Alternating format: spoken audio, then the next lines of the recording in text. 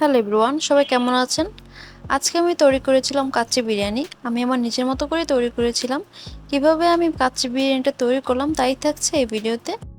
আমি প্রথমে এখানে গোটা যে গরম মশলাগুলো আছে, দারচিনি, এলাচ, লবঙ্গ, গোলমরিচ আর শাহি জিরা এগুলো দিয়ে নিয়েছিলাম। কিছুক্ষণ ফুটিয়ে নেওয়ার পর আমি চালগুলো দিয়ে আধা সিদ্ধ করে নিয়েছিলাম।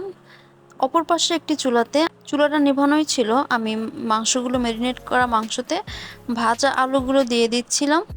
আর আমি কাচ্চি রান্নার জন্য নিয়েছিলাম বাসমতি চাল, আপনারা চাইলে পোলাও চাল দিয়ে করতে পারেন। তো আমি এখানে ভাজা আলুগুলো দিয়ে দিচ্ছি।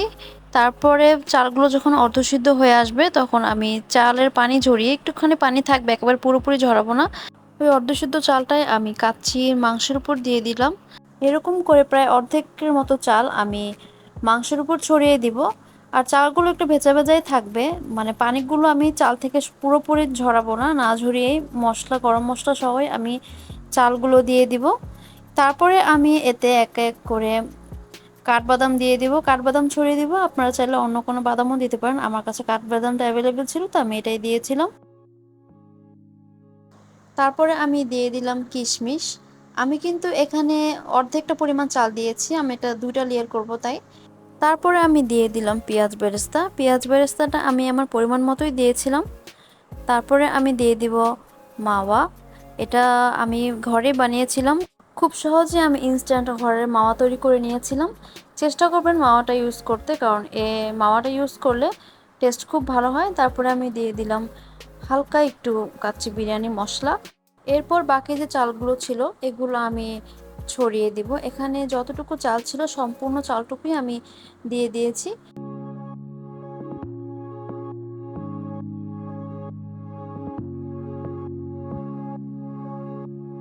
সবটুকু চাল দিয়ে দেওয়ার পর আমি মাঝখানের লেয়ারটা যেভাবে লেয়ারিং করেছিলাম সেভাবে করেই পেঁয়াজ বেরেস্তা, মাওয়া, তারপর হলো কিশমিশ, কাঠবাদাম যা যা ইউজ করেছিলাম সব কিছুই দিয়ে নিচ্ছিলাম। দিয়ে তারপরে আমি এখানে 1 কাপ দুধের সাথে 3 টেবিল চামচ ঘি মিক্সড করে দিয়ে দিচ্ছি। এই ঘিটা আমি বাসায় তৈরি করেছিলাম, ভিডিও আপলোড দেওয়া আছে, আপনারা চাইলে দেখে নিতে পারেন। আমি এখানে শুধু 1 কাপ দুধই ইউজ করলাম, এখানে আমি কোনো আর পানি ইউজ করিনি। আর দুধটা সাইড থেকে মাঝখান পর্যন্ত ঘুরিয়ে ঘুরিয়ে দিতে হবে। তারপরে আমি এখানে দিয়ে দিব 1/4 কাপ দুধের সাথে আমি এখানে 1 চিমটি জর্দা কালার মিশিয়ে এই মিক্সচারটা তৈরি করে নিয়েছিলাম। এটা আমি দিয়ে দিচ্ছি কাচ্চি বিরিয়ানিতে, এটার কারণে সুন্দর একটা কালার আসবে।